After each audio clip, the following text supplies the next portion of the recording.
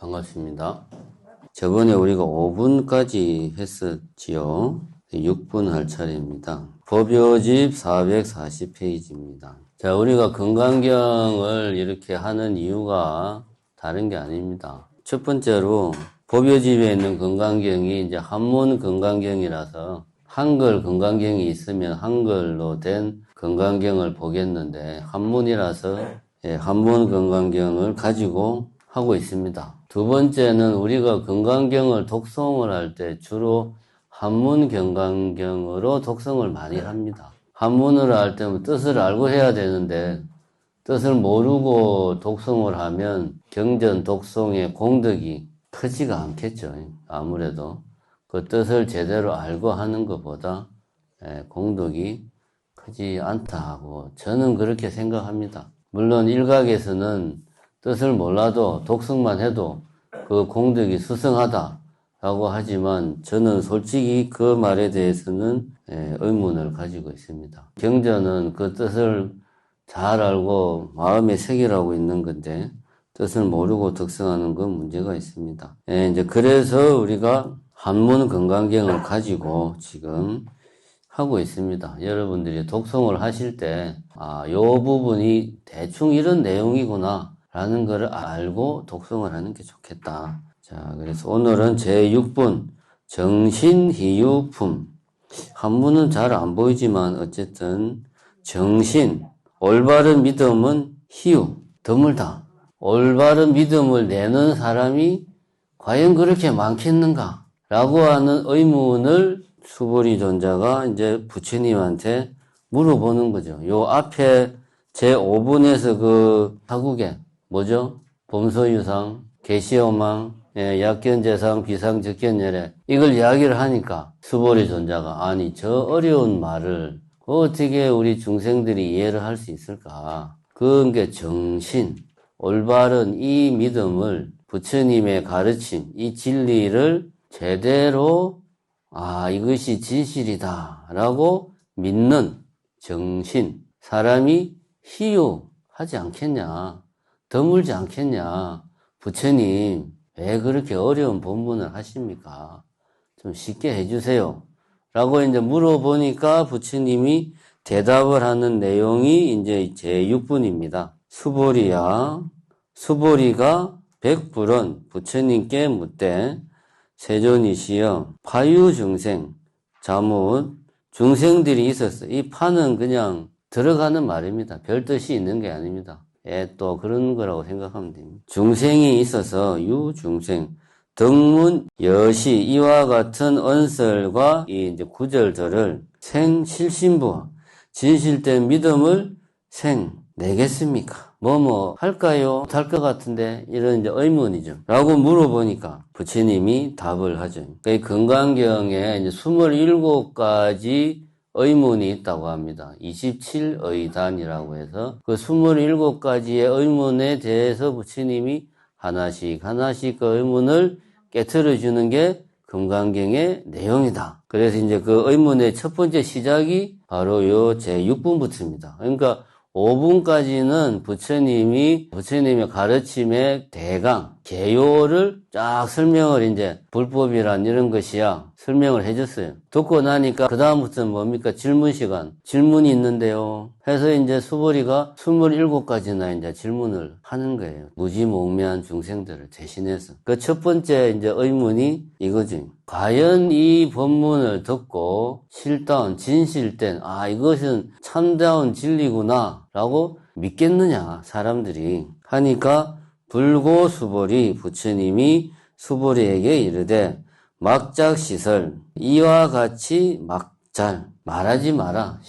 막작시설 지금처럼 그렇게 말하지 마라. 열애 멸후 후 500세 열애가 멸후 돌아가신 후에 후 500세에 500세 중에서도 후 500세에 유지계 수복자 지계 수복자 계를 지키고 복을 닦는 수복자 그러한 사람이 있어서 이거를 읽을 때 유지계 수복자 이렇게 읽어야 되는데 유지계 수복자 읽으면 될까요? 안 될까요? 안 되죠. 이렇게 읽으면 아버지 가방에 들어가신다라고 읽는 거하고 똑같은 겁니다. 계를 지키고 지계 수복 복을 닦는 자가 있었어. 차장구에 이 장구 이 문장 구절에 차장구에 능생신심 능이 신심을 낸다. 능생신심 2차 위실 신심을 내어서 이 차라고 하는 게 뭡니까? 앞에서 말한 범소유상, 계시여망, 약견재상, 비상적견재래 이 구절이 위실, 실답다. 라고 믿음을 낸다 이거지. 2차 위실. 여기 이제 한문에서 A, 위, B라는 구절은 A를 B로 여긴다. 뭐 그런 말입니다. 2차 위실, 이것은 진실되다. 이런 말이죠. 능생신심라고 믿음을 낸다. 당지 마땅히 할라. 이 사람은 불, 1불, 2불, 3, 4, 5불, 2종 성건. 이 사람은 1불, 한 부처님, 두 부처님, 3, 4, 5, 세 부처님, 네 부처님, 다섯 부처님에서 뿐만 아니고 이 종성건, 이 부처님에서 종성건, 성건을 심었을 뿐만 아니라 무량한 이미 이 무량한 천만 불소에 무량하게 많은 수많은 가지 장소에 종재성건 모든 성건을 심었다. 문시장구 이와 같은 말 내지 일념 여기서 내지라는 말은 장구 이거는 이제 구절이죠. 구절 내지 일념 구절 전체가 아니면 일념 한 생각이라도 이와 같은 구절이나 한 생각이라도 듣고 정신자 청정하고 올바른 믿음을 낸다. 그러니까 이 사람들은 어떤 사람? 계를 지키고 복을 닦은 사람들은 한 부처님, 두 부처님, 세 부처님, 네 부처님, 다섯 부처님 때만 아니고 천만 가지 장소에도 성건을 심어가지고 범서유상 계시여망 그 문장을 듣고 내지는 그 문장 전체는 아니더라도 한 구절만이라도 듣고 청정하고 올바른 믿음을 낸다.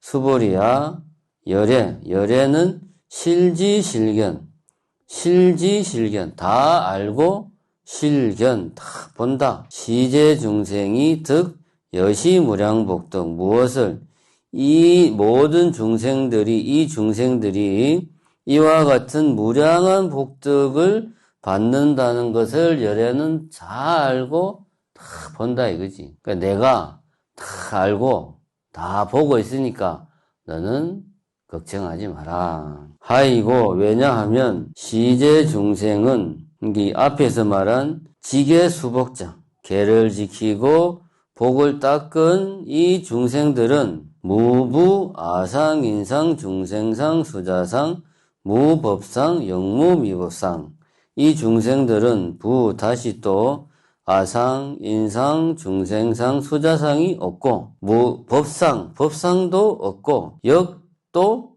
비법상도 없다. 왜냐? 하이고 시제중생 이 중생들이 약심치상 저기착아인 중생수자 이 시제중생 이 모든 중생들이 마음으로 상을 취한다면 한다면 마음이 상을 취한다.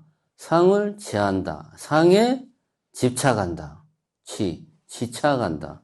상에 집착한다면 곧 착아인 중생수자 아상, 인상, 중생상, 수자상에 집착하는 것이다. 만약 법상에 집착한다면 곧 적착아인 중생수자 아상, 인상, 중생상, 수자상에 집착하는 것이다. 하이고 왜냐하면 비법상 적착아인 중생수자 왜냐하면 만약 비법상에 집착하면 곧 아상, 인상, 중생상, 수자상에 집착하는 것이다. 시고로 이러한 고로 불응치법, 법도 응당 취하지 말 것이며 불응치 비법, 비법도 취하지 말 것이니라. 이시의고 이러한 까닭으로 열애상설, 열애가 항상 말씀하시기를 여등비구, 너희들 비구는 여등, 이 등은 복수를 말하는 거죠. 너희들 비구들은 지아설법 여벌유자, 지알아라 무엇을 아설법 내가 설한 법은 여벌유자 마치 벌, 뗏목과 같은 것으로 알아라. 법이 법상 응사 하왕비법. 법도 오히려 상, 오히려 응당 사 버릴 것이거늘 하왕비법 어찌 비법이랴. 법도 버리는데 비법은 말해 못하겠는가. 이런 뜻입니다. 자, 여러분들이 요 제6분 정신희유분의 내용을 한글 대장경을 보시고 오늘 집에 가셔가지고 다시 한번 더 쭉 읽어보시면 지금 이야기한 내용들이 이제 이런 내용이다 느낌은 올 겁니다. 몇 가지 포인트만 제가 설명을 해드리겠습니다. 자, 요 정신이유분의 질문은 범소유상 계시음악 이 내용이 너무 어려워서 사람들이 이것이 진실되다 라고 하는 믿음을 낼 수 있겠느냐라고 이제 수보리가 의문을 가지죠. 그러니까 부처님이 계를 지키고 복을 닦는 사람들은 성근을 많이 심었다 이거예요. 얼마나 오랫동안 성근을 심었냐. 한 부처님, 두 부처님, 세 부처님, 네 부처님, 다섯 부처님 이 기간 동안 뿐만 아니고 수천 수만 군데에다가 성근을 심었다. 지금 현재 부처님은 서가모니 부처님이고 미륵 부처님은 다음에 미래에 오실 부처님이죠. 몇 년 뒤에 미륵 부처님이 용화세계에 내려오십니까? 56억 7천만 년 뒤에. 그러면 한 부처님 때만 성근을 쌓은 게 아니고 두 부처님 때 성근을 쌓았다.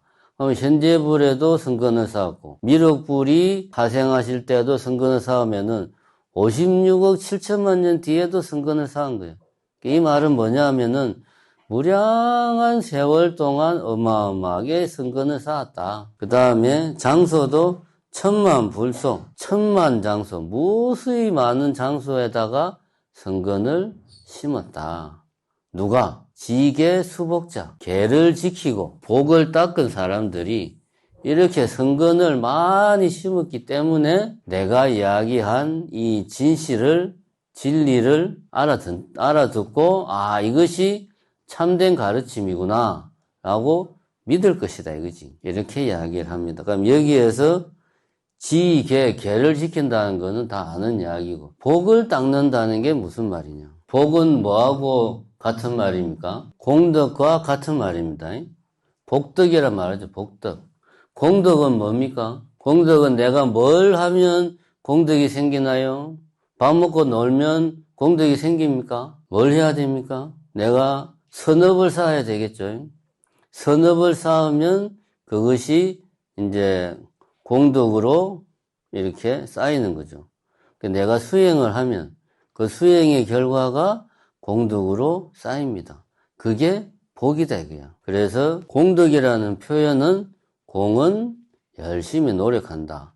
덕은 얻는다. 열심히 노력해서 얻는다는 말이고 복이라는 말을 쓰면은 그 결과물이 좋은 영향을 미친다. 복이라는 게 그런 거잖아요. 복이 많으면 뭐가 잘 풀리잖아요. 이게 이제 같은 건데 열심히 노력해서 얻었다는 것을 강조하면 공덕이라는 표현을 쓰고 이것이 좋은 영향을 준다라는 쪽을 강조하면 복이라는 표현을 쓰고 결국 이런 것들은 내가 선업을 해서 수행을 해서 쌓는 겁니다. 그러니까 복을 닦는다는 말은 곧 뭐다? 수행을 한다는 말이죠. 수행을 해야 공덕을 쌓고 공덕을 쌓는 게 복을 쌓는 거니까 복을 닦는다는 말은 곧 수행을 한다. 그런 말이에요. 그러니까 지계 수복자, 계를 지키고 열심히 수행을 하면 당연히 지혜가 밝아져서 부처님의 가르침을 깨닫게 되겠죠. 그런 이야기입니다. 이 지계수복자, 계를 지키고 열심히 수행을 한 사람들은 범소유상 계시음왕이 사국의 내용이 올바르다 라고 하는 것을 믿는다 이거지. 그 다음에 열의 멸후 후 500세, 후 500세라는 말이 나오는데 500세는 500세인데 후 500세, 뒤에 500세. 그러니까 이 말은 뭐냐, 앞에 500세도 있고 중간 500세도 있고 뒤에 500세도 있고 뭐 그런 말이죠. 추측하면. 그러니까 이제 우리가 그런 말을 합니다. 부처님이 돌아가시고 나서 여러분 들어봤을 겁니다. 500년까지는 사람들이 깨닫는 사람들이 많이 나와. 이게 이제 첫 번째 500세. 그 다음 500년은 사람들이 열심히 수행하고 선정은 열심히 닦는데 깨닫는 사람들은 별로 안 나와. 그 다음 500세는 열심히 부처님 법문을 듣고 부처님 이 불교의 가르침을 열심히 공부는 하는데 수행하고 선정을 닦는 사람은 별로 없어요. 그 다음 500년은 불사는 열심히 하는데 부처님 공부를 하는 사람은 별로 없어요. 그 다음 500년은 이도저도 안 하고 맨날 싸우기만 해. 지금은 언제일까요? 여러분들 알아서 그냥 생각하시죠. 항상 어느 시대나 보면 지금이 말법 시대다. 맨날 그랬어요. 그 희한하죠. 1000년 전에도 지금이 말법 시대라고 그랬고 500년 전에도 말법 시대라고 그러고 지금은 당연히 말법 시대라고 그러고 뭐 하여튼 그렇습니다. 요렇게 이제 부처님 멸 후에 500년 단위로 이렇게 이제 뭐 구분을 합니다. 후 500세는 여기서 제일 마지막 사람들이 맨날 뭐 싸우기만 하는 이때 이런 시기에도 불법에 대한 가르침에 대한 관심도 없고 불사를 하고 공약물을 올리는 이런 거에도 관심도 없는 이런 시대에도 개를 닦고 수행을 열심히 해서 복을 쌓은 이런 사람들은 범소유상 계시음왕 이 구절, 이 사구계가 진실된 가르침이다 라고 하는 것을 확실하게 믿는다 이거지. 이렇게 이야기를 한다. 이 이야기는 역으로 말하면 이 가르침이 어려울지라도 너희들이 계를 지키고 열심히 수행하면 이 가르침을 너희들이 깨달을 수 있다. 이런 이야기죠. 이런 이야기입니다. 그 다음에 이 뒷부분에 보면은 이런 이야기가 나옵니다. 만약에 이 중생들이 요 441페이지 두 번째 줄부터 이런 말이 나오죠. 이 중생들이 아상인상 중생상 수자 이 중생들이 첫 번째 줄부터 합시다. 이 중생들은 무량한 복덕을 받는다 이거야. 왜냐하면 아상인상 중생상 수자상이 없고 법상도 없고 비법상도 없으니까 무량한 복덕을 받는다 라고 이야기를 합니다. 이 말이 무슨 말이냐 하면 아상인상 중생상 수자상은 줄이면 그냥 아상이죠. 아상. 내가 있다는 잘못된 생각. 그럼 이 내가 있다는 잘못된 생각에 집착하는 것을 아집. 내가 있다는 잘못된 생각을 아상. 내가 있다는 잘못된 생각에 집착하는 것을 아집. 내가 있다는 잘못된 생각을 깨트리면 아공. 이게 아공입니다. 내가 없다는 게 아니고 내가 있다는 잘못된 생각을 깨트린 거야. 아공. 그 다음에 그래서 이제 아상인상 중생상 수자상이 없다.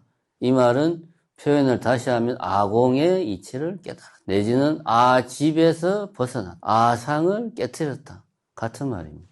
그 다음에 법상이 없다는 말은 뭐냐? 자, 이게 내가 있다는 생각, 우리가 이제 이렇게 말하는 거죠. 나라고 하는 것은 피, 땀, 눈물, 콧물, 털, 머리카락, 발가락, 발톱, 이런 여러 가지가 임시로 모여서 나를 잠깐 이루고 있다. 이것은 실제로 내가 아니다. 라고 생각하는 게 아공이죠. 내가 있다는 생각을 깨트린 거죠. 이것은 내가 아니고 여러 가지 피, 땀, 눈물, 뼈, 골, 머리카락 이런 등등 근육 이런 것들이 모여서 잠깐 모여 있을 뿐이다. 그래서 인연에 따라서 일시로 화합하여 있다. 라고 생각하는 게 올바른 생각. 공의 도리를 깨치는 거다. 근데 이 이제 무법상, 다시 말하면 이 법공의 도리는 뭐냐? 그럼 아공의 도리는 내가 있다는 잘못된 생각은 깨트렸는데 나를 구성하는 것들이 있잖아요. 피, 땀, 눈물, 콧물, 머리카락, 발톱, 이런 뼈, 근육, 이런 것들, 나를 구성하는 이런 것들은 존재한다. 나는 내가 있다는 이거는 잘못된 생각은 내가 털어냈는데, 임시로 나를 구성하는 이러한 구성 요소들은 존재하는 거 아니냐. 요게 법상. 이런 것들이 있다라고 생각하는 이 생각이 잘못된 거다. 이런 것들도 내가 이러이러한 임시로 인연에 따라서 잠깐 내라는 모습으로 보일 뿐이지 라고 생각하는 게 공이고, 법공도 같은 맥락이다. 이런저러한 인연에 따라서 임시로 여기에 시계라고 하는 그 뭔가의 모습으로 보일 뿐이다. 이게 법공입니다. 법상은 여기에 시계가 있구나. 이것도 시계, 저것도 시계, 모든 시계가 다 시계야 라고 생각하는 게 법상. 이런 생각에 집착하는 게 법집. 이런 생각을 깨트리고 내가 이건 시계다 라고 하는 것은 시계에 내가 여러 번 이야기했죠. 시계의 이미지, 시계에 대한 생각이 내 머릿속에 있을 뿐이지 실제 세계에서 시계에 여기에 시계가 있는 게 아니다 라고 하는 걸 깨달으면 법공 이렇게 됩니다.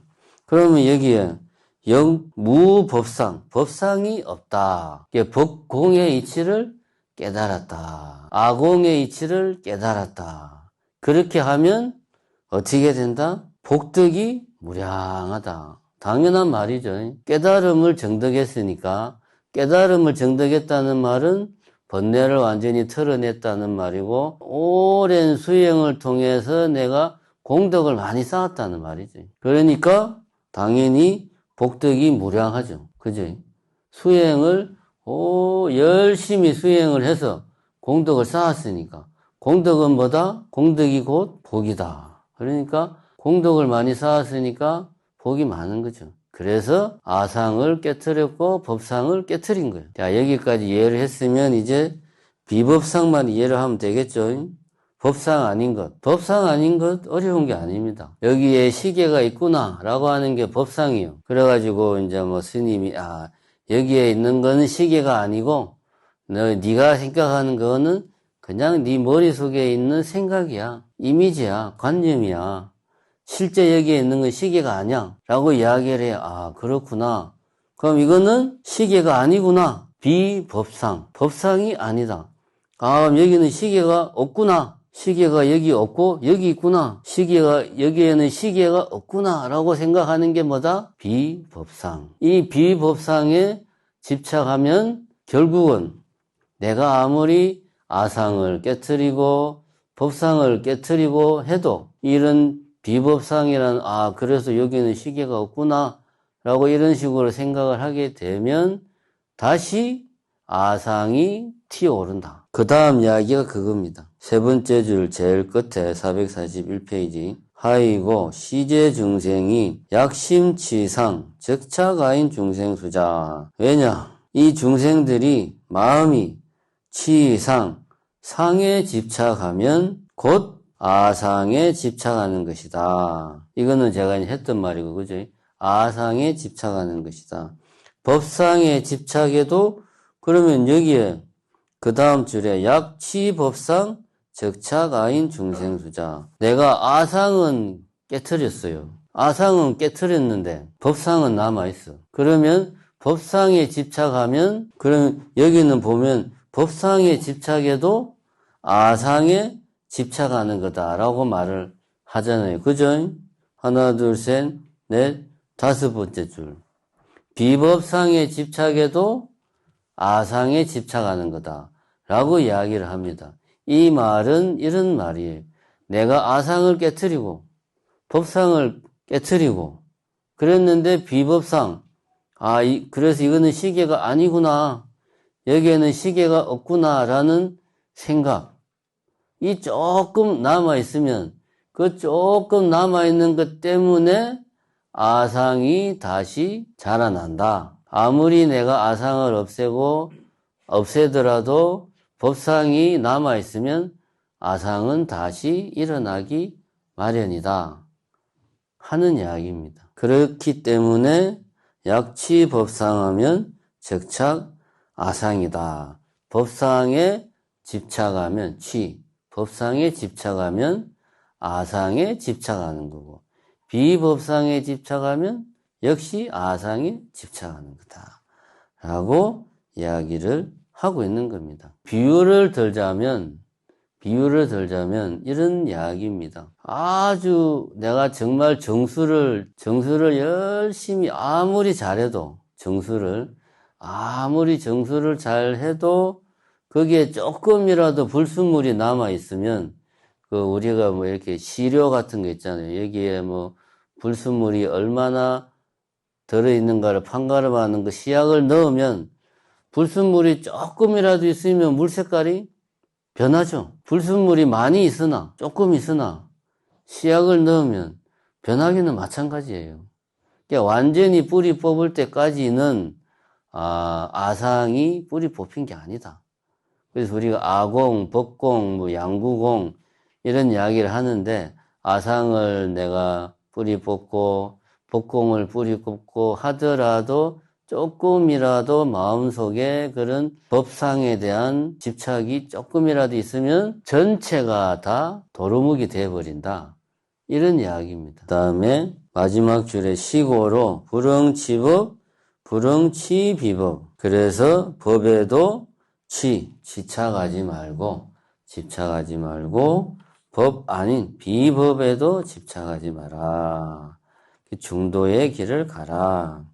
이런 뜻에서 열애가 항상 이야기하기를 너희 비구들은 나의 법문을 뗏목으로 알아라. 그래서 법도 응당 버려야 하는데 법 아닌 것은 오죽하겠는가. 뗏목의 비유는 두 가지 의미를 담고 있습니다. 첫 번째는 우리가 잘 알고 있듯이 뗏목은 강을 건널 때 강을 건너기 위해서 필요한 거되고요. 그러면 강을 건너고 나면 뗏목은 필요가 없어요. 그런데 어리석은 사람은 뗏목을 짊어지고 계속 길을 가더라 이거야. 너희들이 그렇게 한다. 나의 가르침은 깨달음으로 이르기 위해서 필요한 거다. 깨달음에 도달하면 나의 가르침도 필요 없는데 왜 거기에 집착을 하느냐. 이게 첫 번째 의미. 두 번째는 뗏목이 강을 따라서 흘러가는데, 뗏목이 흘러가다가 강기슭에 이렇게 가다가 뗏목이 강 가운데로 잘 이렇게 흘러가야 끝까지 안 부서지고 가는데, 가다가 이쪽 강기슭에 팍 부딪히고 저쪽 강기슭에 팍 부딪히면 뗏목이 어떻게 됩니까? 부서지잖아요. 줄로 이렇게 뗏목은 배가 아니잖아요. 배가 아니라서 이렇게 줄로 이렇게 대충 얼기설기 묶은 거 아닙니까? 그러니까 강기슭에 부딪히거나 강변에 뭐 이런 절벽에 부딪히거나 그런 뗏목이 부서져서 자기 역할을 못 하는 거죠. 그러니까 이쪽 저쪽 이 한쪽에 기울이지 않고 가운데를 잘 가라. 두 가지 의미가 뗏목의 비유에 들어 있습니다. 두 가지 의미가.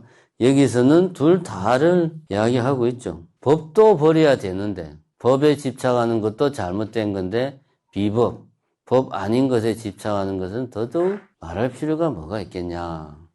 그런 이야기를 하고 있습니다. 오늘은 정신희유본에 대해서 이야기를 했고, 오늘 이야기한 것의 개념은 여러분들이 이제 혼자서 집에 돌아가셔서 나는 심화학습을 하고 싶다. 그런 분이 계시면 이제 오늘은 이제 이 아공, 법공의 개념을 여러분들이 공부를 하시면 되겠습니다. 제가 이제 앞에서 이야기했듯이 이 두 가지를 이야기하고, 그 다음에 여기에 이제 추가해서 법상, 비법상 이야기할 때 비법상의 개념을 이해하는 것. 요거까지 하면 더할 나위 없이 좋고, 거기까지는 못 가더라도 아공복공의 개념을 이해하는 것, 이것이 제6분 정신이유품의 좀 중요한 포인트다. 그리고 앞에서 이야기한 부분은 개를 닦는 것과 수행을 하는 것이 공이 다 중요하다라는 것을 이제 앞머리에서는 이야기하고 있습니다. 지계수복자가 올바른 믿음을 낸다. 이 나의 사구개가 진실되다는 믿음을 내는 사람은 수행만 열심히 한 사람이 아니고 개만 잘 지킨 사람이 아니고 개도 잘 지키고 수행도 열심히 한 사람이 올바른 믿음, 무엇에 대한 범소유상, 계시음왕, 약견재상, 비상적견열애라는 이 건강경의 가르침에 대해서 이것은 진실이야 라는 믿음을 낸다. 그러니까 우리는 개, 정, 공이 중요하다. 그래야지만이 지혜가 찾아온다. 앞부분은 이런 이야기입니다. 이상 오늘은 건강경 제6분에 대해서 이야기를 했습니다. 감사합니다.